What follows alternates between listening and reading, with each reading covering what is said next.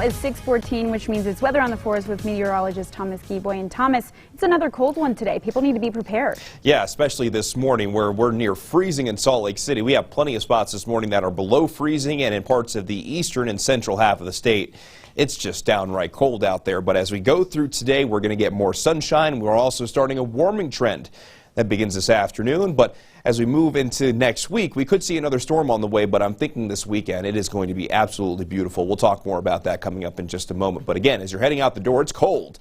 34 degrees right now in Salt Lake City, 27 degrees in Provo, even at the freezing mark in Moab at 32 degrees in Hanksville, 28 degrees in Cedar City, and Ely sitting at 18 degrees.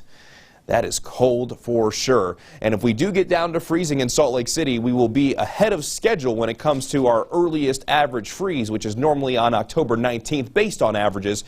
But as you see here, our earliest freeze that we've ever seen in Salt Lake City, September 13th.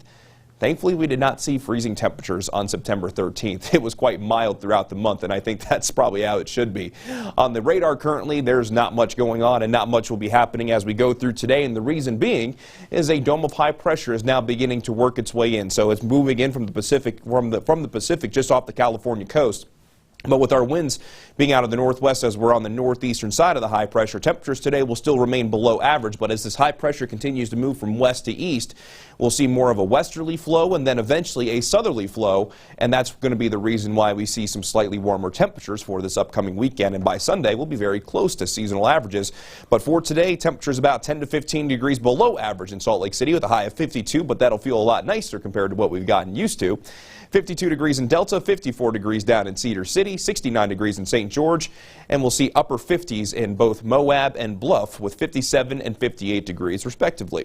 Now let's begin watching your weather for you. And again, we got that dome of high pressure that's working in mostly sunny skies as we go across the second half of the day today. And with high pressure continuing to sit on top of us, mostly sunny skies for our Saturday with temperatures just a little bit closer to seasonal averages.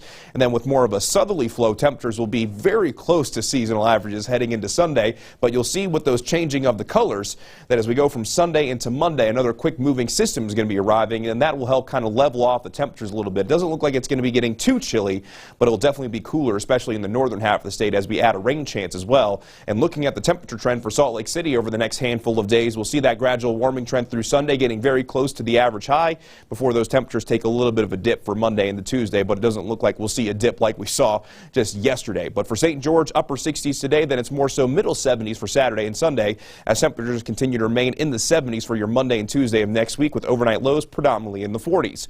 Along the Wasatch Front, it's lower 50s for today, going to turn cold again tonight with middle 30s, but that warming trend brings us upper 50s for our Saturday, middle 60s for our Sunday. Going to be a beautiful weekend along the Wasatch Front. Then we add that chance of rain for Monday into Tuesday, with daytime highs dialing back into the 50s with overnight lows dropping into the middle and upper 30s.